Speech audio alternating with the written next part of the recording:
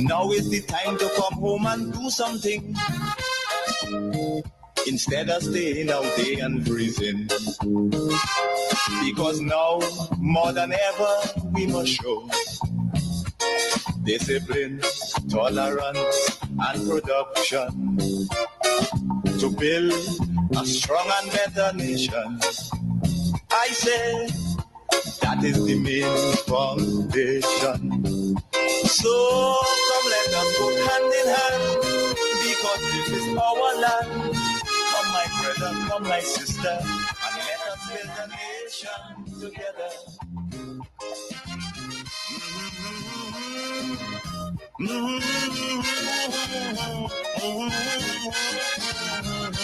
Yes, folks, come and let us build and not undermine or break down. Let us fortify. Let us enhance what we have. I want to welcome you to the Dynamic Hour, and specifically this segment in the program. We are off to a late start, but you know how things go with technology from time to time. Those things do happen, but we have to press on. I want to encourage those on Facebook and YouTube to please share the live. Sharing is caring.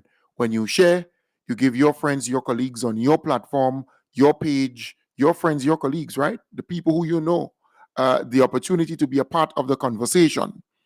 I want to say that there seemed to be a concerted effort, a deliberate effort to see everybody who doing good, or the people who are doing good, or the people with good character, good investors, good developers, to see them as bad. So as a result, you have the NNP who is out there trying to spoil. And when I say the NNP, surrogates of the NNP, pundits of the NNP, who have podcasts, who have talk shows, trying to spoil the good name of investors, of potential investors, of people who have been tried and tested all around the world. Good character, good background, good everything. So last night, I told you about the caption that this NNP program had up. All right, this caption, trying to stain the good name of good people who just want to invest, who want to create jobs and opportunities, who want to give aid for humanitarian purposes and so on. But that's the NNP. They always about negativity. They always about trying to spoil the good name of good people. And when I say the NNP, surrogates and pundits of the NNP. So Sheldon Scott on his program last night, and you know, it's the NNP's flagship program. That's the NNP's flagship program, right?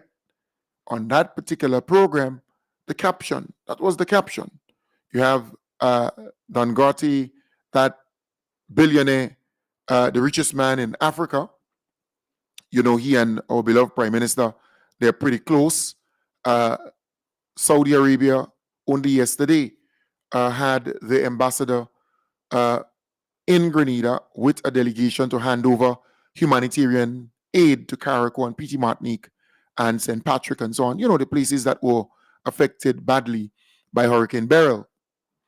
And the Tutus, Sheldon Scott and his clan, you know, they did what they normally would do, put up this caption, trying to send mixed messages, which is very dangerous, to say the least. So I decided, but wait, that's the same Sheldon Scott who was involved in cell phone gates. And we recall there was an MTV piece, right? Former Governance Senator Sheldon Scott was served a pre-action protocol letter on Sunday, giving him 90 days to repay EC $156,937.62 into the Treasury of Grenada, with due notice to the Office of the Attorney General. The charges were racked up from July 2016 to July 2019. after Scott demitted office as Parliamentary Secretary within the Ministry of Youth, Sports and Ecclesiastic Affairs, a position he held from March 2013 to June 2016. Attorney General Claudette Joseph addressed the matter during a press conference on Monday. In response, Mr. Scott, on July 22, 2019, on a nationally broadcast radio program, assured the nation that he would not do anything that would end up costing the Grenadian taxpayers a single cent. The fact is, at the time when Mr. Scott uttered those words, he had already done something that had in fact cost the Grenadian taxpayer more than a single cent. In his aforesaid capacities, Scott was issued with a mobile phone bearing the number 473-534-5113. However, on demitting office, he retained and continued to unlawfully use the cell phone without authorization or permission, in breach of the conditions under which the mobile phone was issued. During such unauthorized use, the government continued to pay the service provider, Digicel, for all charges incurred. This situation continued until July 2019, when the matter was brought to the public domain by a local talk show host and political activist, who then termed the matter the cell phone gate scandal. The records at all relevant ministries show that no payment has been made to date, despite the undertaking given by Mr. Scott to repay. In a letter to Ms. Patricia Clark, Permanent Secretary in the Ministry of Finance, dated on or about 19 July 2019, Scott admitted to unlawfully using the cell phone and accepted liability for all incurred costs, with a promise to repay. According to the Attorney General, no payment was made and the account continued to accumulate interest. Scott has 7 days to respond to the pre-action protocol letter, after which the Attorney General's office will decide their next step. If Mr. Sheldon Scott has a counter proposal in terms of the payment arrangement, he can in fact communicate that with the Office of the Attorney General, and a conversation can ensue and we can determine what is acceptable on both sides in terms of a repayment plan. Scott is ordered to pay the sum in unauthorized charges, unlawfully incurred in the amount of EC $115,393.62, with interest totaling $41,544.30, bringing the total amount owed to EC $156,937.62. Joseph disclosed that the Financial Intelligence Unit conducted an investigation, and the findings have been sent to the Office of the Director of Public Prosecution for its criminal determination. Right. So that piece was done by MTV. We heard the Attorney General there, Claudette Joseph, Senator the Honorable Claudette Joseph, my good friend. We heard you loud and clear. Then the Honorable Claudette Joseph came back and she said the following, because it's important, it is very important, that Sheldon Scott demanded some breakdown. Mr. Scott, by way of update, has responded asking for details, a detailed breakdown of all the monies that we claimed. Hold on. I don't have a problem with that. He will get the detailed breakdown bright and early tomorrow morning. But whatever happens, however there are attempts to delay the process, he has to pay back the people's money with interest. And as my sister Tessa would say, and is that. Right, so, and is that. So the Honorable Senator Claudette Joseph, we are still waiting for an update on whether he paid or didn't pay and what is the next step. Because that is important. That is very, very important. And I've been calling over and over. We need from the Attorney General, my very good friend, an update, because this thing is dragging on too damn long. This is dragging on too long. This guy is on a talk show program, the main flagship program of the NNP, running his mouth every night on nearly everybody. Look how far he reaches. Look where he is now. This guy has a caption on his program on this, the richest man in Africa, who we know is a friend of Grenada and a friend of our beloved Prime Minister, who is a decent, bona fide investor. And look at the caption. I mean, this thing is simple as 1, 2, 3. Look at the caption on his program. NDC seeking big money, but not for you. And then he has our beloved Prime Minister with an official of the Kingdom of Saudi Arabia, maybe the Foreign Minister or the Crown Prince of Saudi Arabia, but some senior official there in Saudi Arabia.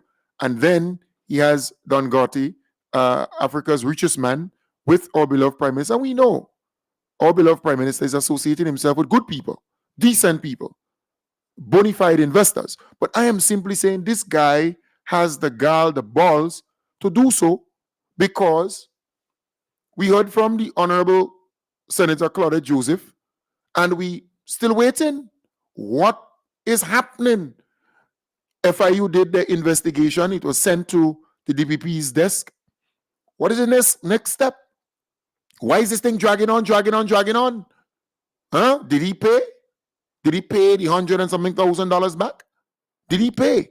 So we need to know, and we need to call on Senator Claudette Joseph, who is the Attorney General, my very good friend, We need to call on her to give the public an update. And if he did not pay, what is the action? What action you are taking to get back taxpayers' money? It is important. It's very, very important. We remember Keith Mitchell somewhere in, where was it, Canada, the United States, somewhere, where he spoke about cell phone gate. This is just a symptom of the problem. Now, if you left the government service and you're no longer government, what you doing? You know you have a phone, you're using it. You know the government paying. How could you sit there and accept that? You must have a conscience. So I'm just saying that, colleagues and Grenadians, friends of Grenada, this is the kind of thing. You know, it has happened in other countries, People have lost their jobs on the basis of this. It is just not fair, but some of us have to have a conscience. Right, so Keith Mitchell was saying that Sheldon Scott needs to have a conscience, right? He was referring to cell phone gate there. He said that, and some people have lost their jobs and so on because of that overseas and wherever. Keith spoke about that too. But this same individual is still on that talk show program saying all kind of things about people. He believes that he's the authority and he can speak openly now, and as though he has a clean bill of, clean bill. The guy is squeaky clean now and that kind of thing, But we need to know what's going down, what's happening here, because we will not rest on this particular one. So, Senator the Honorable Claudette Joseph, my good partisan, my good friend, we need to hear from you on cell phone gates and Sheldon Scott. Give us an update. You said that he will get a breakdown the Monday morning. That's a long time ago. All right? A long time ago. I don't know if it's more than a year, but it's a long time ago. So we need to know from you, when would we get an update from you on whether he paid or not? And if he did not pay because he got the breakdown, as you said, you're going to give him the Monday so long ago, he got the breakdown. So I'm asking you now, okay, can you tell me whether or not he paid a cent or not? Whether he paid something. Did he pay anything? into this? Because last night, Sheldon Scott said this. Last night, he said this. High worth individuals out there, you think that they only go to the richest man in Africa or Nigeria? I don't know if it's Africa or Nigeria. You think they only go to him because they want him to invest in Grenada? Then why they walking with the NDC treasurer when they're going to these things? Hold on. You realize where he's going? The direction he's going with this? The NDC treasurer is also an advisor of government. I think it's the advisor in the Ministry of either Ministry of Health, one of those ministries. So she's an advisor of government. She's not traveling as an NDC treasurer or a member of the NDC. This guy is so stink politically and otherwise that his stench is becoming too much. He's stink politically. And I say this straight. This guy is not good, in my belief. He's not good. So he knows what he's saying. He knows that Andrea St. Bernard, right, is not traveling as a NDC treasurer or some NDC official. That's party, not government. She is an advisor in government. So she's traveling in an official capacity. But he's nasty. He's dirty. This guy is no good, in my belief. High worth individuals out there, you think that they only go to the richest man in Africa or Nigeria? I don't know if it's Africa or Nigeria. You think they only go to him because they want him to invest in Grenada? Then why they walking with the NDC treasurer when they're going to these things? When they're going to the Middle East. You know what is amazing? Just recently, this guy got to know about the richest man in Africa, right? And his relationship with Grenada and the most honorable Deacon Mitchell, right? And he already started jumping on that because they get wind that the richest man in Africa will be coming as a guest of honor at our independence celebrations, our 51st independence celebrations. And based on that, they're panicking, and based on that, they have anxiety, and based on that, they're upset, they're angry, they're bitter, and they just start the attack.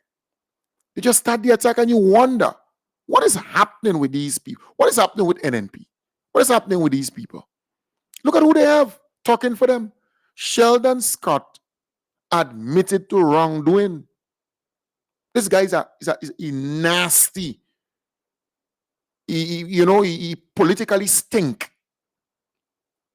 Right? He's politically stink when he uses certain utterances and says certain things. And I'm saying he knows what he's doing. He knows what he's doing. He's not guessing this thing because he's trying to paint a bad picture, in my belief. High worth individuals out there, you think that they only go to the richest man in Africa or Nigeria? I don't know if it's Africa or Nigeria. You think they only go to him because they want him to invest in Grenada? Then why they walking with the NDC treasurer when they're going to these things? When they're going to the Middle East, who want to vex? When they're going to the Middle East, when they're supposed to be going to China and back to Grenada, and you're ending up in Dubai and them place. Yeah? Folks, let me tell you all something. The NDC administration has no intention of winning the next election. They have every intention of trying to buy it. Yeah, this guy is an idiot. This guy is an idiot. But I'm saying the Attorney General, the Honorable Claudia Joseph, came to the public and told us that Sheldon Scott was ordered to pay. He then was served with a letter a legal letter, a pre-action letter, whatever. He was served with that. And then he asked for a breakdown. A breakdown. All right? He got the breakdown based on what she said. But we need to know, after all these months and months and months, what is the status of all of this? Has he paid anything in? Has he agreed to pay? Has he paid anything? You see? Because not only me, but a lot of people home and abroad, they want to know. They want to know. So we need to know. That's important. We need to know. All right? Because you can't have this idiot on radio, on social media, bumping his dirty political mouth, saying all kind of things, and he's free to roam. Free to roam. Come on. So, look, folks, you need to understand what's going on here, you know. Because there are a lot of people in this country who do not have Grenada's interests at heart. And the NNP, all they want is negativity, negativity. That's all. You see? So the minute time somebody good comes forward to help Grenada, to improve Grenada, to enhance Grenada, Tutus, they're attacking them. They're going after them. Why? Why? What? Tell me what the world, Africa's richest man did to these people. Tell me, I want to know. Because he's associated with our beloved Prime Minister and he's a bona fide investor, a decent person. You want to already attack and say all kind of nasty things, and what that for? What that really for? Sometimes it's like, oh gum, you don't have nothing to say. Just shut just shut up. Just don't say anything. Saudi Arabia, they came yesterday. There was a official handing over of humanitarian aid from Saudi Arabia. They start to attack Saudi Arabia already. What is this?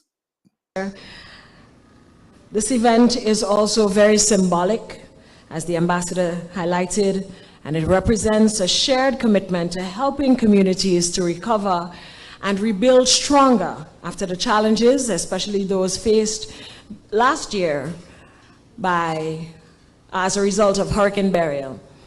Ladies and gentlemen, it gives me great pleasure to now invite our Prime Minister, the Honorable Deacon Mitchell, to the podium to make some remarks.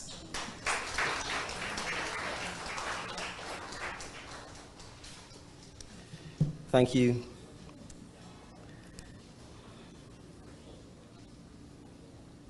Permit me to recognize the Honorable Joseph Andel, our Minister for Foreign Affairs, and other cabinet colleagues who are here.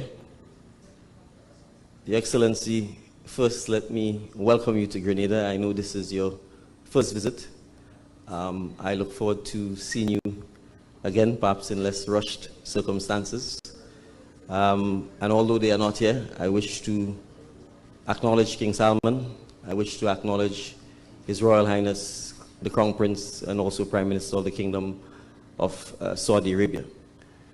Your Excellency, I want to talk a little bit, I think, more about the growth in the bilateral relations between the Kingdom of Saudi Arabia, Grenada, St. Vincent and the Grenadines, and by extension, CARICOM. Because I think your presence here today goes beyond merely the donation of humanitarian aid from the King Salman Center.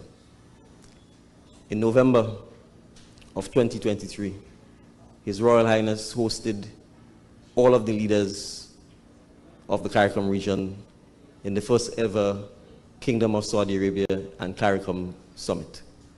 It was a historical summit, and since I've become Prime Minister of Grenada, it was actually the first time that I was in a room with all of the Prime Ministers of CARICOM. So to some extent it took the meeting in Saudi Arabia for me to have the opportunity to meet all of my colleagues in the region in the same place. And I highlight this event because it demonstrates the commitment of the Kingdom of Saudi Arabia to fostering deeper bilateral and multilateral relations with CARICOM and with the Caribbean. And so it comes as no surprise to me that the kingdom would have reached out to provide support to Grenada and St. Vincent and the Grenadines in our time of need.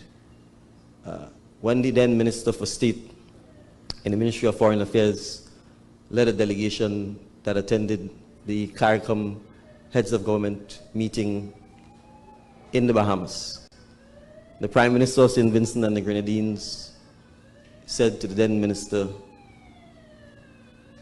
that he wanted the assurance that the relationship between the Kingdom of Saudi Arabia and CARICOM would not be a transactional one.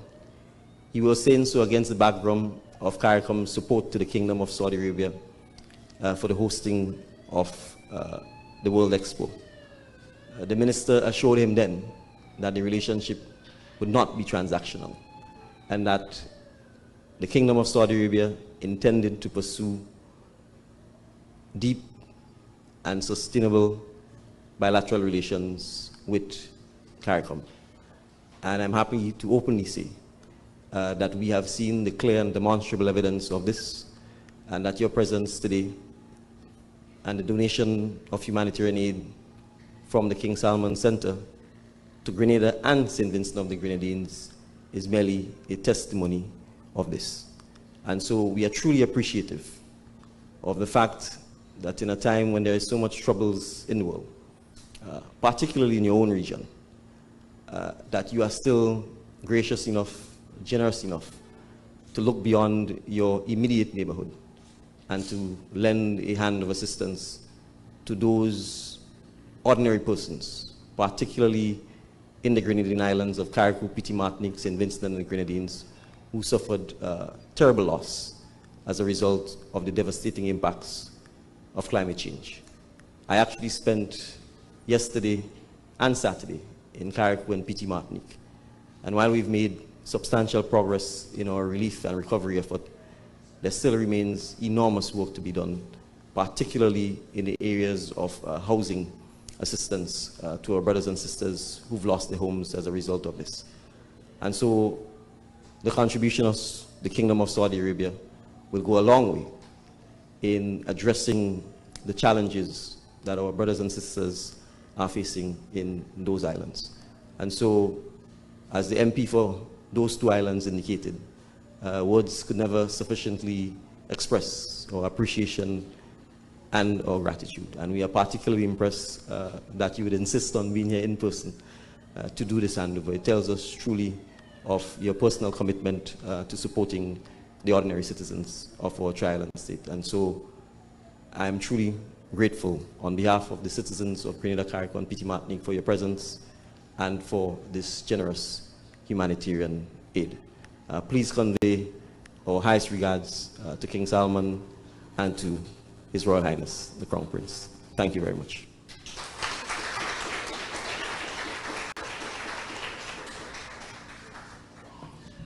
It was a little trip to the other side of the world that started all of this. And I want us to give our Prime Minister on. So that there was, beloved Prime Minister at that ceremony yesterday, but the NNP already started attacking Saudi Arabia and attacking everything. The NNP surrogates and pundits. It's like, okay, why? Why are you doing all of this? What is your objective? What are you trying to achieve by attacking these people? All right? Why? Because this is all good for Grenada. I was trying to get a little video on Dangati, but it's kind of tough to download that from YouTube, all right? Because they might just flag you for it, so I was trying to get it there, but I've not been that successful in downloading that little piece. So I really wanted to share with you who's the man and what he's doing. You see what he's doing out there. It's so important because he's a bona fide investor and he's doing a lot. He is the richest man in Africa. All right, he's worth billions and billions of dollars. So I was trying to get that downloaded, but I've not been successful. I can play it in audio. Let me see if I can, because I'm trying to get it downloaded, but I have not been playback. This playback. Let me see if I can get that. It's kind of tough to get a piece like that, but let me see if I'm successful. Just to tell you who's the man. Bloomberg did a piece, an interview with him some time back, speaking about his wealth, and he got his wealth from scratch. Right, I created his wealth from Let's scratch. talk about how you made this amount of money, which That's the man. is by far the largest amount of money that any individual has in Africa. So you came from a wealthy family or not a wealthy family? I came from a wealthy family. My late great-grandfather in the 1940s was actually the richest, West African. My late grandfather was one of the wealthiest Nigerian. The family name is Dentata. That's from my maternal side. My father too, was fairly rich, but he was both, in business and also in politics. But David, one thing that I'm very, very proud of is that I did not inherit any money from my father. I built everything from scratch to where I am. So your father died when you were relatively young? Yeah, he died when I was 8 years old. So he didn't leave in his will a large amount of money for you? Well, he left in the will, but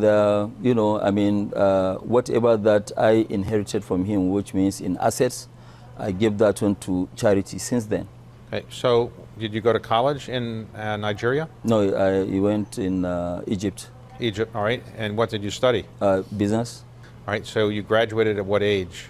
I graduated at about 20 years old. All right, so you went back from Egypt to Nigeria? Yes, I went back, and then what did you get a job? What did you do? I started work with my, uncle, but there's few months, and then I went to Lagos, and now I started my own business by just, buying cement, selling. It was just a very low-key business. Right, so you're 20, 21 years old, you're buying cement, you're a trader. You're not, I was trading, yes. You're not making cement, you're trading it. I was trading at that time.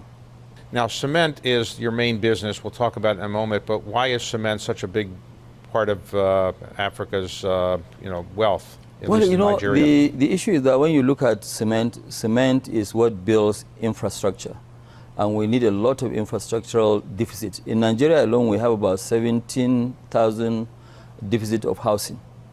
And it is all over in, Africa. So when we started cement in Nigeria, we realized that majority of it was actually imported. And that is why we went in there, we started, and it's a long story. So you ultimately were trading cement, and then was it hard to get the money to keep that business going? No, it wasn't really hard. At that time, I was buying domestically. We started importation in 1980 because I started business in 78. So by 1980, we started importing sugar, rice, commodities generally. And then we stopped the cement business because the cement I was actually doing local trading. It wasn't really import business. We started import of cement in 2000. Okay, so you had a cement trading business. Somebody thought Lafarge may be buying it. You decided not to sell because they wanted control. And you then decided to build your own cement manufacturing business. Is that right? Yes, I decided in 2003 to build my own cement. That time, Nigeria was only producing about 1.8, 1.9 million tons. But we went ahead and started with the 5 million tons of cement capacity. So what year was that? This was 2000, and we started the building end of 2003, and we finished in 2007. And so now you're the largest cement manufacturer in Nigeria? We're the largest cement manufacturer in sub-Saharan Africa. Right, so that's just a little bit of the individual, right? And he is the wealthiest man in Africa, all right? One of the wealthiest men in Africa. So I am saying that is who you have to associate with. That is who you want to be around. So our beloved Prime Minister has a very good relationship with this individual. And we know our beloved Prime Minister went to the United Kingdom, and he flew in that private jet as a trip to Nigeria, sponsored by Don Gate. And, their relationship is really, really good. Very, very good relationship. So we understand that he's coming to Grenada for our 51st independence celebrations. And because of all of that, you see the NNP surrogates, pundits, zygotes, goons, they start attacking the goodly gentleman. He's a decent investor, right? But if you look at the NNP, just look at the NNP the NNP administration, for the last 23 years or so that they were in power, right? 23 years and a half. Look at the people that the NNP associated themselves with. Just look at it. Look at the people that Keith Mitchell associated himself with. We know, we have a list of them, and we know what eventually happened to them. So based on that, the NNP, they're a bit jealous that our beloved Prime Minister is associating with good people, very decent people, unlike the NNP administration, right? The government, the NNP administration then, where you had a lot of fraudsters and con men and so on who came into the country and con Grenada of millions and millions and millions of dollars. But I'm saying to the NNP, but why those surrogates and pundits, why would you attack this goodly gentleman, right? Why would you attack Saudi Arabia also? Even the Chinese, the NNP goons and zygotes and sycophants, they've attacked because they vex that the $40 million is grant aid, and it's coming to Grenada to help our people. They upset. But why would you upset? Good things are happening for our people. You should be glad. You should be happy. Come on, man. It's a really low blow in my view, but somebody has to call these people out. They got to call these people out and say, hey, stop. Stop this. This is not the era of the NNP administration being in power. This is a new administration. They have not attracted one con man to this country. Not one con man came in under the NDC administration. Not even one. Not even one. So that is worrying these people. Because this government is doing the proper due diligence and they're associating themselves with good people. Good people. And that is causing serious problems for the NNP, goons, zygotes, and sycophants. Look at them. And they're not even researching, they're not even looking to you're not supposed to get to know and then talk, but just quick, they just go there on a limb, talking and saying all kind of stuff and putting up caption this and caption. What is this all about? What is this all about?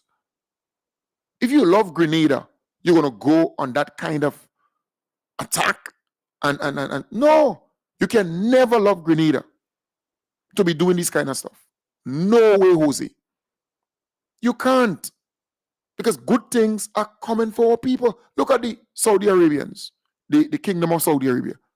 They flew the ambassador from Caracas to Grenada to hand over these containers of humanitarian aid.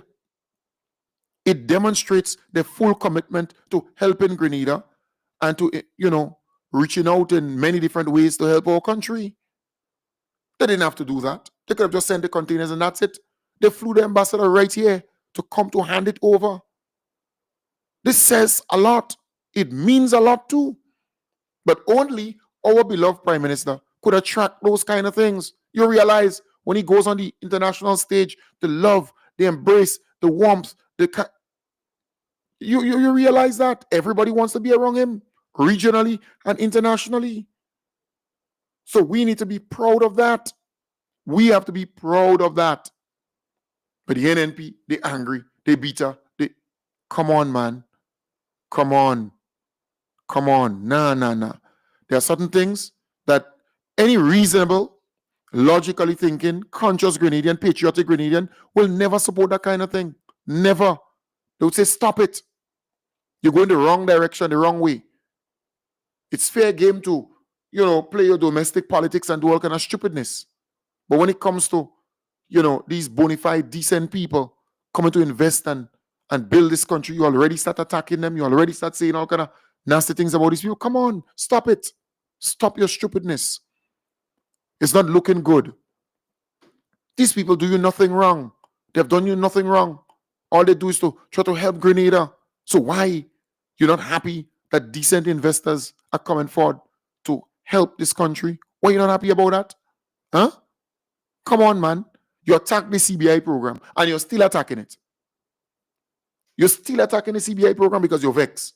We're able to generate a lot of revenues from that. You're upset. You're uptight. What's that? What's that all about? Why are you so bitter and angry? Why? Boy. Folks, I want to wish you all the best. Today, we have Parliament today. Parliament today. All right? And don't forget my cousin V. She has a boat, right? So I think it's about 15 in length by 4 or 5 in width.